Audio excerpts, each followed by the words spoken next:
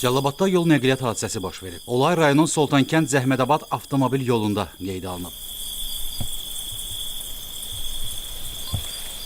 Hərəkətdə olan BMW markalı maşının sürücüsü idarəetməni itirib. Nəticədə avtomobil təxminən 50 metr hündürlükdən dəriyə aşıb. Səsə qaçdı, mən artıq çıxanda bu maşın buradaydı. Və gəlib satmış, təxminən 50 metrə yerdir.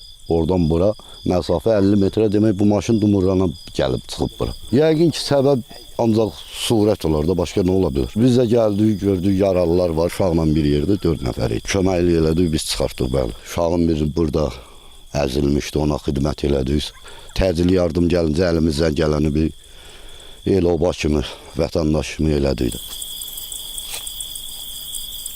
Qəza zamanı biri az yaşlı olmaqla 4 nəfər. Yardımlı rayon sakini 46 yaşlı Elbrus Qafarov, Sumqayıt şəhər sakinləri 23 yaşlı Zəhrə Qafarova, 14 yaşlı Samir Qafarov və 1 yaşlı Məryəm Məmmədova müxtəlif dərəcəli bədən xəsarətləri alıblar. Yaralılar rayon xəstəxanasına çatdırılıb. Faktla bağlı araşdırma aparılır.